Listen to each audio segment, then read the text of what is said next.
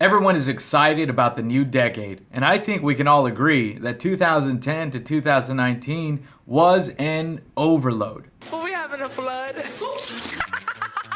Now, even the casual historian could probably argue that there have been worse decades in history for the human species. So why does it feel like this past decade was just so much? I mean, I can't even. If there's a scale from 1 to even, I can't. That's a lot. In my opinion, social media will always be at the top of the list of our current anxieties. Still making noise on social media tonight, viewed more than 70,000 times on our KJRH Facebook page. It's hard to escape the trauma that's happening in the world due to the bombardment of news clips, podcasts, memes, tweets, and even the casual conversation. I mean, one Uber drive can really reveal what people think is going on in the world.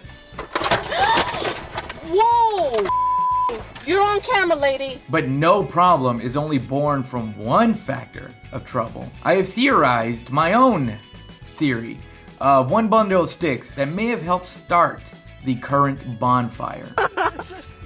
Oh, shit!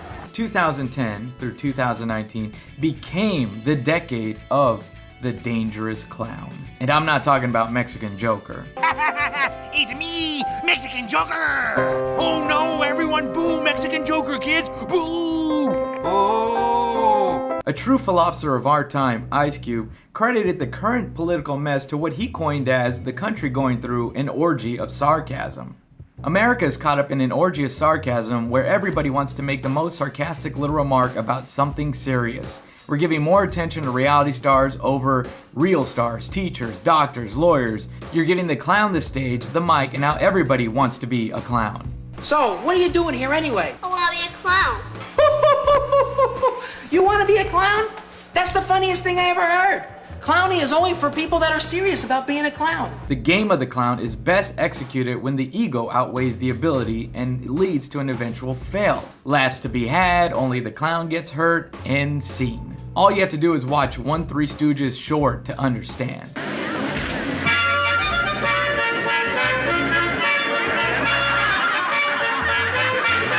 But somewhere along the way, it was pitched that every now and then the clown gets a win. It's nice to let the clown win from time to time, especially if it becomes a staple in a storyline or a series, etc. This truly has been a Scarsdale surprise.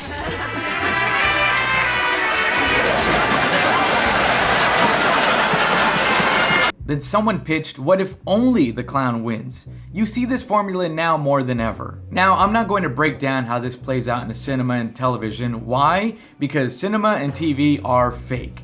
You are fake news. The problem is, society consumed this formula, and whether you like it or not, pop culture heavily influences our way of life. Here's the problem when the clown never loses. The clown's ego never gets checked, and no one gets better from an unscathed ego. You gotta chickadee check yourself before you wreck yourself.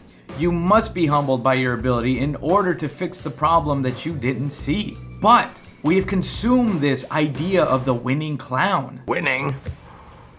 It's how you perceive it. In fact, it feels a little wrong, but in a good way. You're telling me that someone can be dumb and wrong and still win? Well, I like that. It's the lazy boy of personality. When you've got this chair, it really doesn't matter what else is in the room.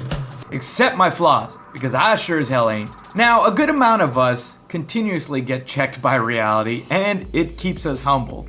She's telling you, so if she rips your face off, it's your own fault. Okay, that is your own fault. But in this world, there are few souls that slide through the cracks of accountability. And if that happens enough, one begins to believe they're untouchable. Do you think you've done anything wrong? On the advice of counsel, I invoke my Fifth Amendment privilege against self-incrimination and respectfully decline to answer your question. Then the game of the clown becomes, what can I get away with? And now you're in the presence of a dangerous clown. Everything burns. What has helped this along the way? Loopholes, misdirections, public relations, and carefully worded ideologies that never settle on a solid belief. Also, forgiveness. Forgiveness, please.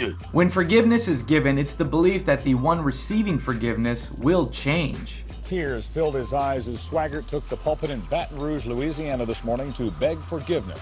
Ah, forgiveness. Holy, holy forgiveness. And I would ask that your precious blood would wash and cleanse every stain until it is in the seas of God's forgetfulness. That's supposed to be the transaction of forgiveness. But what if you never acknowledge the forgiveness? What if the dangerous clown just says, "But did you die?" Did you die? I got shot. But did you die? Yes, the most dangerous clown in this decade of cinema was Mr. Chow. That personality is so intoxicating. Thank God nobody acts like that in real life. You are welcome to answer questions, and not all of your answers are going to subject you to incrimination. You understand that, don't you? I intend to follow the advice of my counsel. The most dangerous quality of a dangerous clown is humor devoid of remorse. It was just a joke defense. You gotta understand that I don't come up with this stuff. I just forward it along. You wouldn't arrest a guy who's just delivering drugs from one guy to another. It was just a joke. It was just a joke. They disregard any previous action they did because it's in the past. Time to move on. How are you gonna hold me accountable for who I was 10 seconds ago? All right? That's not me anymore. I changed. Forgive me. Come on, it was just a joke. That statement right there has allowed many people to escape in ego checking. Be safe in these streets. What you mean by that? What you mean by be safe in these streets, bro? Now some of you may counter, but Nick, you're a comedian. Are you gonna apologize if your joke gets taken the wrong way? Here's my answer. The problem in the world is never and will never be a comedian's joke. Stop focusing on that. That's a pointless fight. Also, stand-up is full of moments of getting your ego checked. Trust me. All I have to do is go see family and wait for one of them to say, "Hey, you gonna do one of your little skits at dinner?" Nobody asked their brain surgeon uncle to open up a head during White Elephant. You see, the brain itself feels no pain, Clarice, if that concerns you. Now, how do you stop a dangerous clown? I don't know, man. I'm just a comic, all right? I'm not able to fix the world's problems. I mean, the real problem is a dangerous clown's audience. Usually comprised of people that find that type of personality charming and use the clown's own costume to commit their own bad jokes.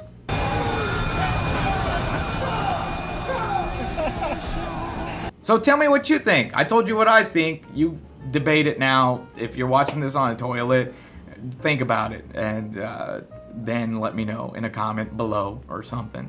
All right, bye. You better check yourself or you wreck yourself.